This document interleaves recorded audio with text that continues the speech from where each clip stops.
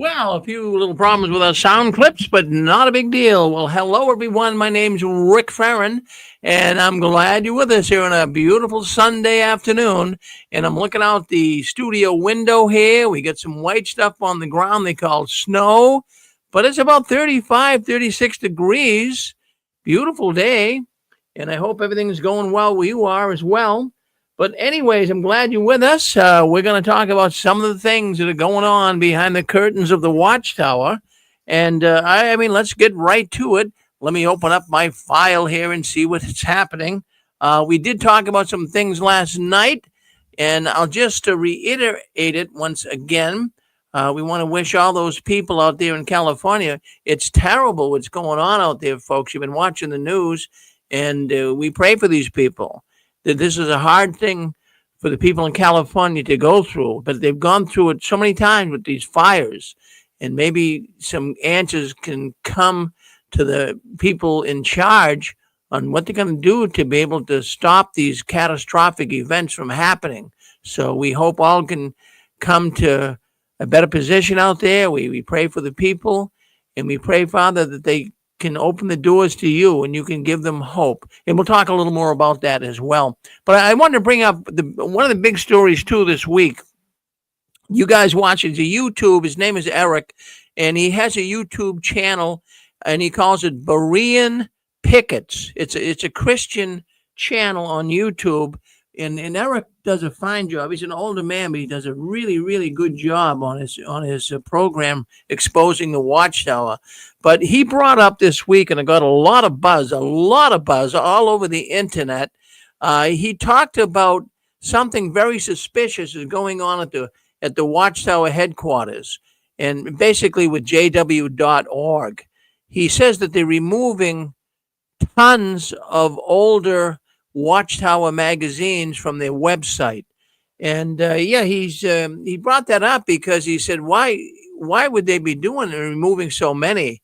So basically what he said is, you can get in there now, and I've been on it. I'm sure most of you guys have. If you want to look up an old article, you can go to jw.org, and you can look up an older Watchtower magazine. It would go back pretty far up till now. Not now, it only goes back to 81, according to what I see. And then, of course, some of the publications, some of the years have been removed entirely from 81 up to 2025. So you say to yourself, what sneaks? And you say, why is Watchtower doing this? I think most of us know why. I don't think we really need an answer on that. But with all the false predictions the Watchtower has brought to our attention in the past. Now, they don't tell us it's false, but I mean, we can see they're false. How about the false teachings? How about the false statements or the false corrections they make in the New World Translation? So this is all catching up on them. So they got to do everything they can to remove a lot of these older publications, Watchtower magazines specifically here, because it's just indicting them. So you have all these Watchtowers missing, and what they're doing evidently is trying to update, and you can do it digitally. They're trying to update some of these publications. And basically what you have going on right now, because the Watchtower has made so many changes in the last 2 years, that they've got to try to come to grips with how are they going to, move some of these changes into their ways of thinking in the past. I mean, let's just go with this fellowshipping, for example. We know they're running into all kinds of trouble in Norway with their disfellowshipping. And Norway is really holding money back that it was over $1 million that would be given to them. But because they disfellowship people and shun people, as you folks all know, the Watchtower has changed the term from disfellowshipping to removing. So what are you going to do now with all these publications that talked about disfellowshipping? Well, you're going to have to go back and digitally rewrite everything you wrote about disfellowshipping in the past. In the past, let me tell you what went on in the past. In the past, if you were disfellowshipped, and so many people listening to this program, that has happened to them, including myself. Generally speaking, in the past, you would have one judicial committee hearing. That would be it.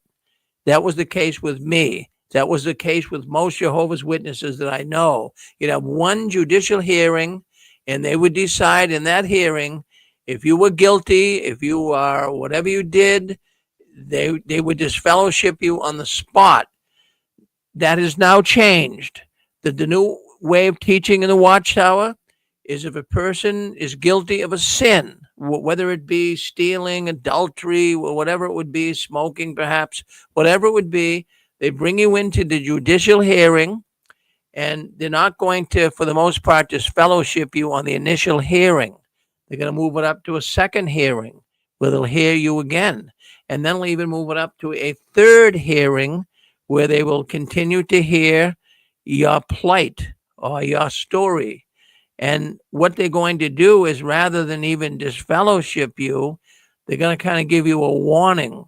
Well, do you want to continue to show your repentance? Do you want to continue to move forward in Jehovah's organizations? And after 3 meetings, if you say, no, I'm not, then they'll cut you loose. They'll disfellowship you or remove you. They don't use the term disfellowshipping. See, this is something the Watchtower has always done. They play semantics. Semantics is nothing but word games. Think about it. The word removing, the word disfellowshipping, it really means the same thing. If you said to someone, hey, first of all, disfellowshipping isn't even a word. It's only used by the Watchtower, and it's become a word because they use it. They made it up. So they say that you've been disfellowshipped.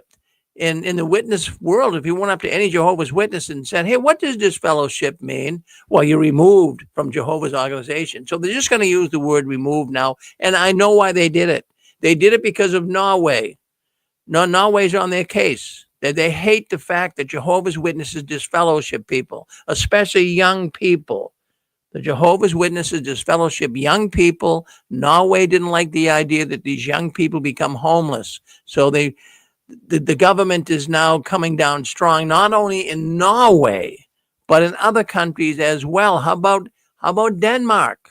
How about Japan? France? Canada? United Kingdom? I mean, the Watchtower is being examined in all of these different, Finland, Sweden, Belgium. The Watchtower right now is undergoing investigation in all of these countries. So they got to do something, because a lot of these countries are following suit. They're following suit right after Norway. The Watchtower could lose here. They're on the hook for losing millions of dollars. So they got to kind of cover up a lot of their practices, and they got to do it through semantics, and they got to do it by removing some of these publications that would totally indict them. So they're covering up the old light to make room for new lies. Yeah, that's what they're doing right now, covering up the old light to make room for new lies. I mentioned last night, I'll mention again because it's stuck in my head. Once in a while you get something stuck in your head, but I like this statement that I came across in George Orwell's 1984 book. You got that book? I got that book. I don't know if I read it all, but I read a good part of it. And 1984, I mean, we're a long way from then, but something was said in that book that kind of gives me an idea what the Watchtower is doing right now in removing all of these old Watchtower magazines. What was said in the book, this is George Orwell's book, he said, who controls the past controls the future. Who controls the present controls the past. Let's just dissect that for a second. Let's just go slow with it so we get it. Who controls the past controls the future. All right, if the Watchtower doesn't control the past, if they don't get in there and change some of this stuff, their future's done. They're going to play around with their past. They got to rewrite it.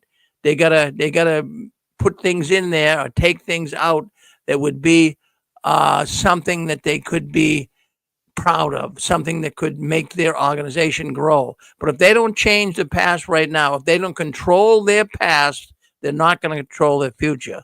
And then on the other hand, who controls the present controls the past. So we know they're very controlling. And presently, they're changing all of this so that they can control the past and just make it all go away, very much like they've done already. How many times have you heard Russell mentioned? I basically read a lot of the Watchtowers now when I go over the news here, just checking things out. But you never see Pastor Russell even being mentioned anymore in the Watchtower. I mean, go back to the 60s and 70s, 80s even, but they started to remove themselves during the 1990s, getting away from Pastor Russell. Oh, no, no, they don't want people to realize he was buried next to a pyramid. He studied pyramidology. He was into phrenology, examining the bumps on a person's head to see how spiritual they were. That's not good for the Watchtower. They got to get rid of somebody like that. So Pastor Russell, he's basically gone. And then, of course, can they be proud of Rutherford? Seriously. I mean, do you know how many people went to Rutherford's funeral? Not even one, according to the information I have here. Nobody liked Judge Rutherford. So the Watchtower now is distancing themselves from Rutherford. He had a bunch of things to say that the Watchtower was not too proud of. But now what we see is the works of Knorr and the works of Frederick Franz. They are now starting to be eliminated in the Watchtower publications. They don't really want you to go back to Knorr's era. They don't want you to really know what they were teaching then. And the same thing with the Franz. They don't want you to connect with his way of thinking. His way of thinking now is all messed up. I mean, seriously. I think of one Watchtower article, 1995. Of course, Franz was not the head of the organization then, but I'm thinking of some articles that really have to be played around with. I think of 1995. That was a edition of the Watchtower that spoke about the contemporaneous generation. What a bunch of baloney that was. I mean, even elders couldn't explain it. So why would you want something like that hanging around when you also change a generation in 2000? So you got to get rid of some of this stuff. It's contradicting. It's not good for people who want to become a Jehovah's Witness to see and say, what the goodness name's sake are these guys preaching? And what about the United Nations? How many times? I counted 4,600 times that the Watchtower publication, I went back, this was years ago, over 4,000 times the Watchtower publications, including the Watchtower magazine, as well as other publications they printed, they spoke abusively about the United Nations. It's a disgusting thing, standing in the holy place. It's the great conspirator. It's a harlot. It's all of these weird and evil names they attached to the United Nations. And then, of course, we found out that they were actually in the United Nations. I mean, how can you got to go back and change some of this past because it's going to indict you in the future. So I wanted to bring it up today on a news program. I found it fascinating. That was a great video by Eric Berean Pickens. He does a good job, really, really does. We talked a little bit last night, and I found it kind of fascinating. I did. Yes. I just wanted to make a quick comment, if that's okay. Yeah. When you were talking about the disfellowshipping arrangement and how they changed it and everything, this isn't the first time that they've changed it. And you think that they would pick up on the fact that God's blessing is not with these men, because they keep having to alter the disfellowshipping arrangement. So it used to say Brother Rick Farron, right back in your day, has been disfellowshipped. But in my day, Brother Eric Kubler is no longer a Jehovah's Witness. So they stopped using it on stage for lawsuits. So that was, see, every time they make a change to this doctrine, it's because of kickback on them. And it's money. And they haven't changed one bit. They're gonna keep trying to weasel their way out of things to keep their bully tactics on the people, because they're not sorry and they're not God-fearing men. But that's all I wanted to say, that little point. Well, Eric, thank you. I can remember back in the 1950s, I was just a kid, and I didn't even understand what was going on. But I went to a meeting, and I was probably only about 8, 10 years old. And so they got up there. There was a man in the congregation. They just fellowshipped. And they got up and they said, Brother so and so has been disfellowshipped for adultery. They even mentioned why I didn't even know what adultery was, but they mentioned why he was disfellowshipped. And they had to change that. I mean, gee, that would be ripe for lawsuits, right?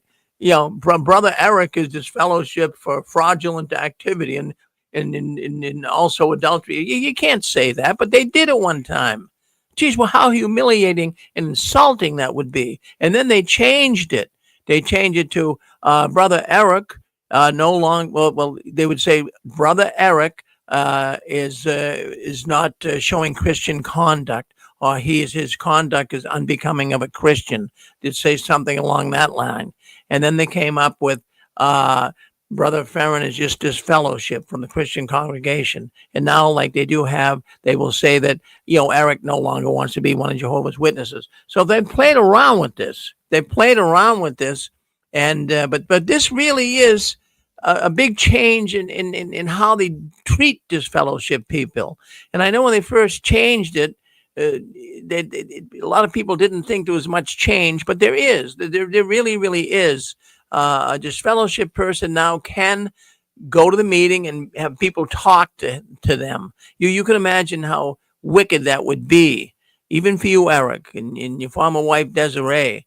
If you did under disfellowship state, suppose you went back to your congregation in Rhode Island and you and your former wife walked in, they wouldn't greet you. They wouldn't say, "Oh, Eric and Desiree, good to see you guys again." They wouldn't say that. They wouldn't even talk to you. But now they will. So that's a big change. And also, Well, yeah, I think I don't I think there's a difference with me and the average disfellowship person, Rick, Desiree and I. I mean, we were known apostate. They hated us. I mean, they really, really, really hated us. Not just our family, the elders, the whole congregation. I mean, I told you guys I caught them all eavesdropping on us, or excuse me, I caught them slandering us and talking behind our backs through my mom's text messages, and I went through all of them. Once you have that title, there's no worse of a person that you can be than an apostate. They even label us the same as child molesters. That's how disgustingly distorted and deeply sick these people are, and the governing body, but the people for accepting it. yeah. So you wouldn't be greeted, but maybe today you would, Eric, because they have lightened up. Not enough. I don't know. Maybe. Well, no, you're right. No, you. They have. There are people. I found out that even my old friends, they had me blocked on their phones. That's how serious it is. Because I got in contact with one. I said, "Did you block me because you picked up when I dialed *667"?" And he said, "Yeah, you're blocked." And he said, "Everybody's got you blocked." Well, I have to. You're absolutely right. With being an apostate would probably be they still wouldn't talk to you. That's the one exception. That's right. But if you were a pedophile, they would. But the apostate, no, they will get no slack. Yeah. Thanks, Rick. Hey, thank you, Eric. Always good to hear from you. So, anyways, let's see what else we got here. Let's see what else is going on. Okay, so I took this survey, and it's not some monumental survey, but I was trying to find out why did so many people leave the Jehovah's Witness religion in 2024? And I'm going to tell you right now, many did leave the Jehovah's Witness religion in 2024, and they left not in the normal sense they normally leave. They didn't walk out the Kingdom Hall, but they left mentally. They're PIMOs. There's so many people who left the organization mentally in 2024, and there's a number of reasons why. Does 508 want to say something? Go ahead, 508. Okay, I see that you're unmuted. Okay. All right, let's mute that person. All right, because it makes a lot of background noise here. So anyways, in my survey, I'm wondering why did there become so many PIMOs in 2024? Well, what was really one of the big reasons why people became PIMO? And come to find out, one of the biggest reasons was the change in dress, grooming, how some of the rules have been changed in the Watchtower. This got a lot of people thinking. I wouldn't think that would have been a big factor in getting people to leave, but it was. And then when I got thinking about it, the reason why is because if you couldn't have a beard for 60, 70 years, and now all of a sudden you could have a beard, and the reason the Watchtower gave you couldn't have a beard before, and they would read scriptures for you concerning facial hair. Now all of a sudden they allow it. Wouldn't a person say, well, aren't they a little bit changing on the scriptures here? How is it something could be biblical and then it's not? It's the same thing with women wearing slacks. They now can wear slacks in the Jehovah's Witness organization. They now you can talk, as we just said, to a disfellowship person. Even as far as the ministry is concerned, it's a checkbox ministry. You no longer have to huff it door to door and, spend 3-4 hours a day out there knocking on doors. You can just check the box. The elder gives you a little slip, and there's a little checkbox there. Did you participate in the ministry this month? You don't have to say how long, how many hours, what you did, or anything. Just check the box. Yes, I did. So that was one of the biggest reasons why people left in 2024. And let me tell you something. As I mentioned, I believe there's probably 4,000, upwards of 4 million, maybe even more than 4 million Jehovah's Witnesses that are in the PMO class. And they're claiming to have 9 million. So that makes almost one half of all the Jehovah's Witnesses today, at least in my way of thinking. I mean, don't take it to the bank and cash it, because I'm only going on what I see and what I read, but I'm going on the fact that, say there's 4 million PMO, physically and mentally out witnesses, and you get 9 million witnesses according to the Watchtower. So that's about half. About half of all the Jehovah's Witnesses are PMOs. Now, here's another thought. What's another thing that brought a lot of people out in 2024? I didn't think this would make a big difference, but the disappearance of Tony Morris. Now, let me make it clear. He left the governing body in 2023. So I want to make that clear, but the repercussions of it, people started thinking, where's Tony? And they took all his videos down. What happened to Tony Morris? He was a governing body member. Did he step down? Did Watchtower just fell? What happened to Tony? So that got more people thinking about how wrong the Watchtower is, and they left. I mean, a lot of people went down the rabbit hole just thinking about what happened to Tony. I mean, how much time did we spend, everyone giving their opinion? Well, he was caught drunk driving. There's all these opinions and thoughts that came in. It was crazy, some of the stuff that came across the networks here during that time. So it sent a lot of people down that rabbit hole. And then another thing, well, the child sex abuse. That really was the big thing, child sex abuse. That's what got most people out in 2024. I mean, people finding out about it. Your relatives and friends, they might not be Jehovah's Witnesses, but they know you are. And when they hear things on the news about Jehovah's Witnesses and covering up child molestation, don't you think that affects them? They're concerned about you. So they'll watch a program like that. And then, of course, slowly but surely, they'll kind of get you thinking about this is going on. And evidently that's happened, because many, many people became PMO in 2024, finding out about the cover-ups of child sex abuse. So that was the biggest reason why people left or became PMO in 2024. But also another thing that got people thinking, and, I never really gave this much thought, but a lot of people have left the Watchtower on one thing they researched. It has to do with the destruction of Jerusalem. And, the Watchtower insisted through the eons of time that Jerusalem was destroyed in 607 BCE. It wasn't. Everybody knows, every historian, everyone who has studied Jewish history, they know that Jerusalem was destroyed in 587. That's the real date. But yet, the Watchtower had to, say, nope, it was 607. And the only reason why they kept it at 607 is for their timetable. see the timetable of events leading up to 1914 got started in 607, and there's a whole formula there, and they had it all figured out. It would be 2014. I'm sorry, 1914, and that would be the end when Armageddon was going to come, and the anointed we go to heaven. So I mean, the whole thing blew up in their face, really. But 587 is the real date.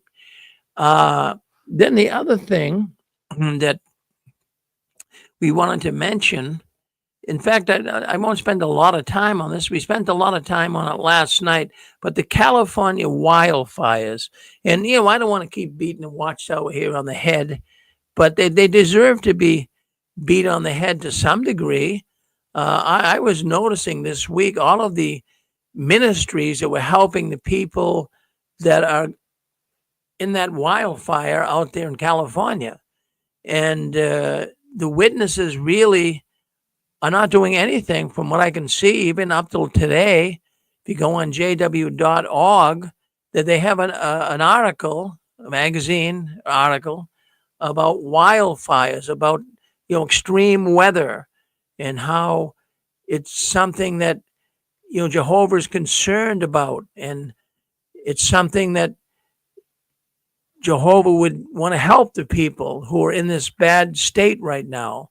It's actually mentioning that Jehovah would want to reach out to these people who are experiencing devastation. But is the Watchtower reaching out? The answer to that is no. And I'm going to play a little clip. Let me see if I can't get it up right now. It's a clip. I played Franklin Graham, that's Billy Graham's son, last night.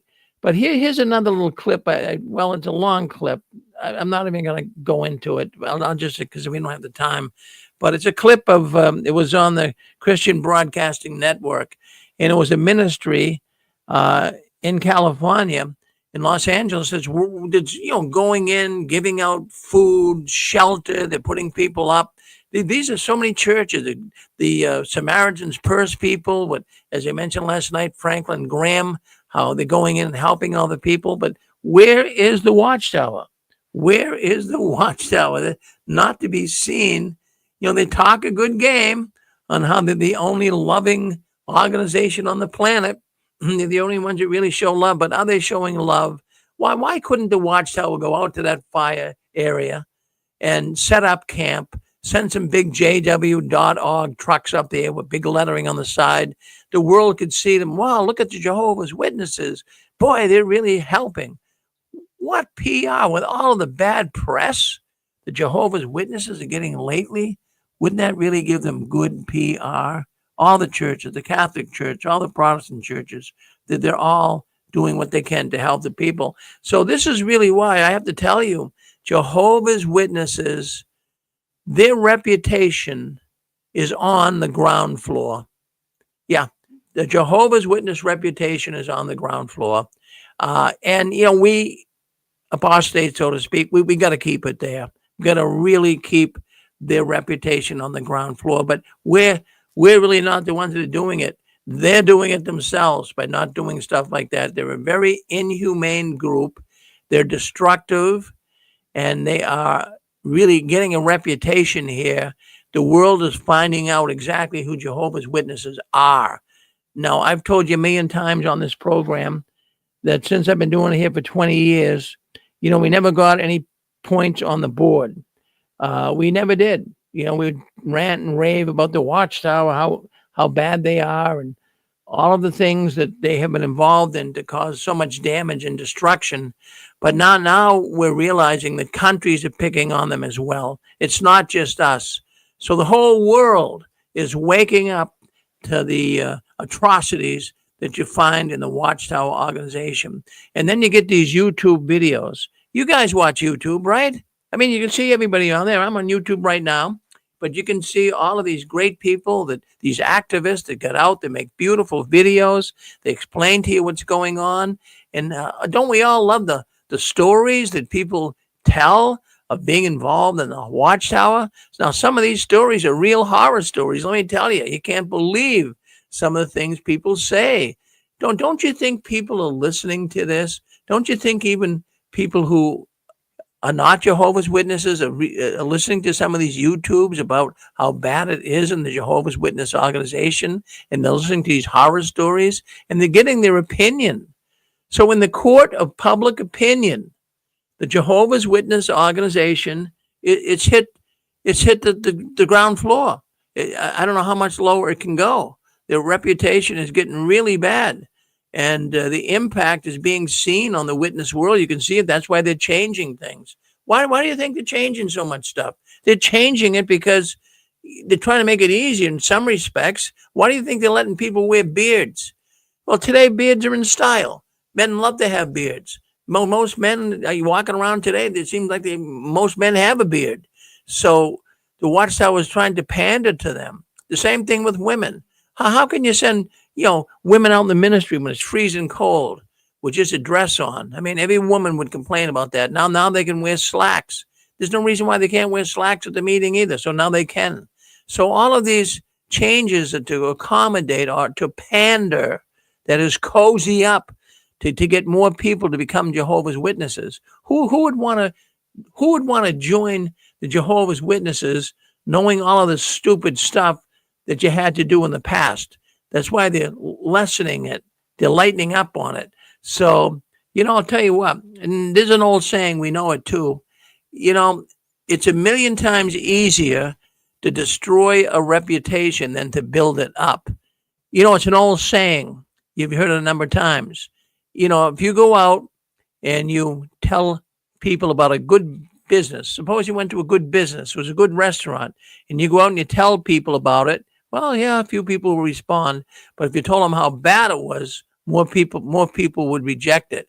It goes in that direction. So that's exactly what's going on in the Watchtower right now.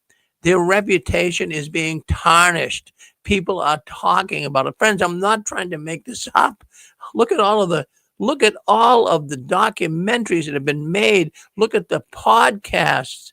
Look at the newspaper articles around the world that are showing how bad the Jehovah's Witness organization is. So, it's good.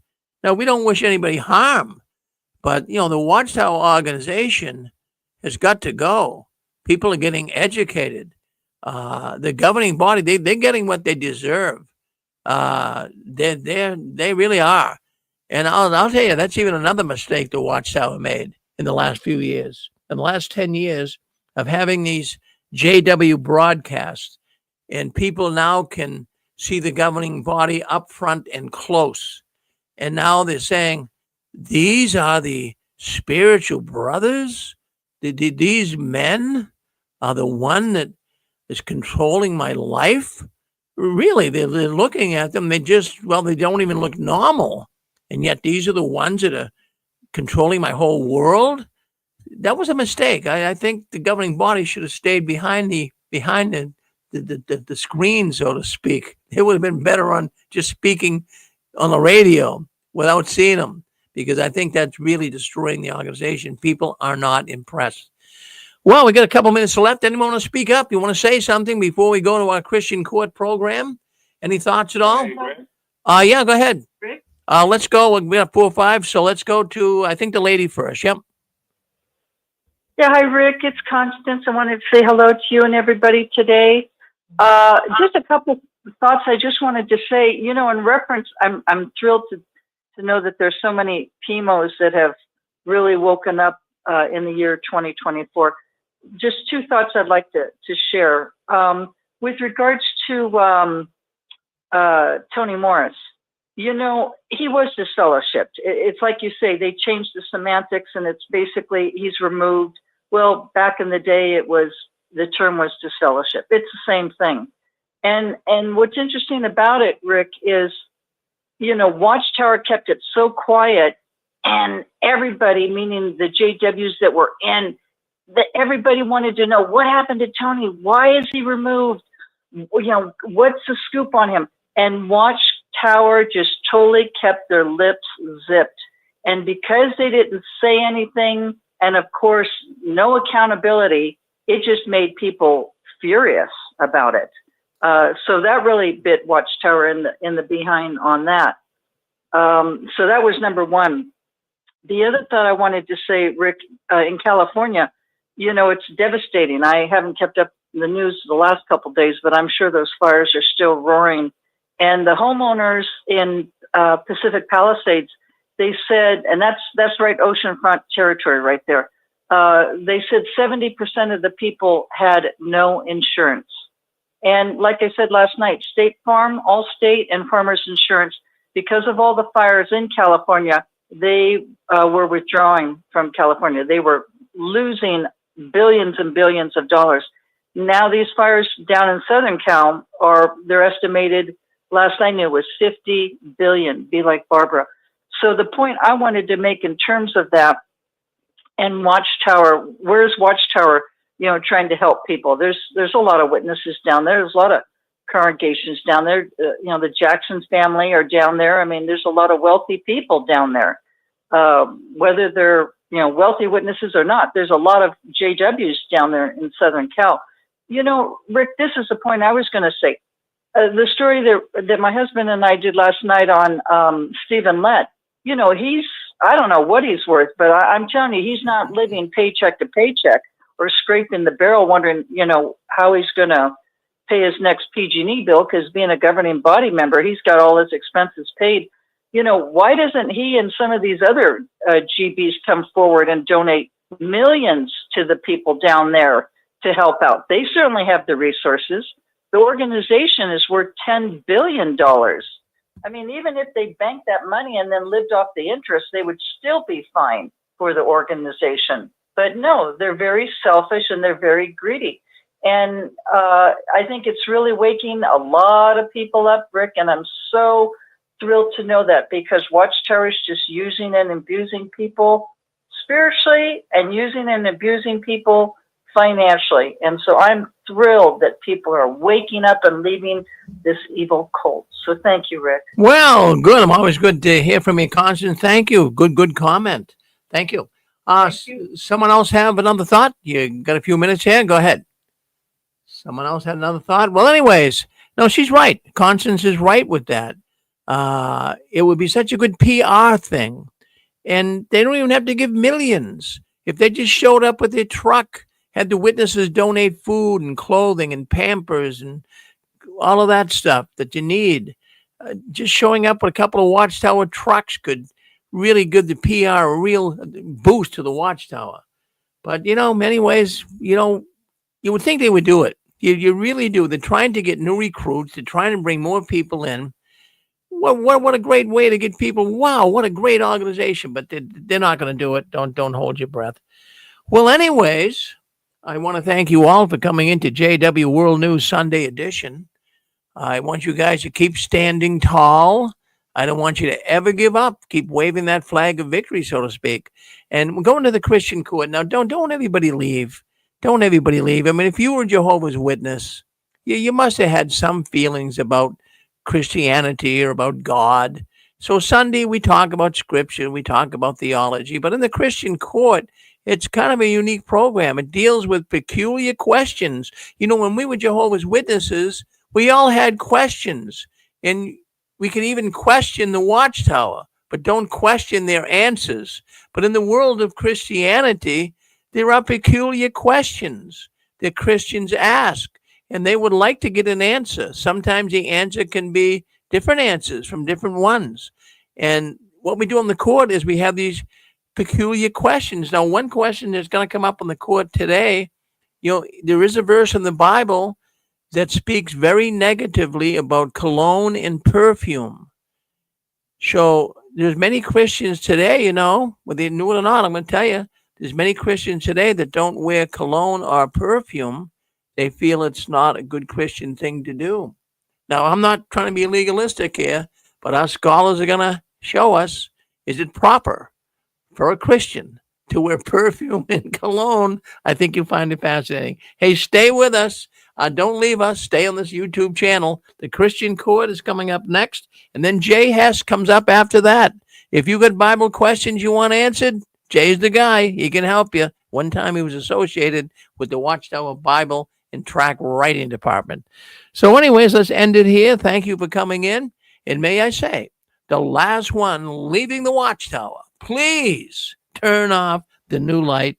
Thank you. Bye now. We'll see you in the court. All right. So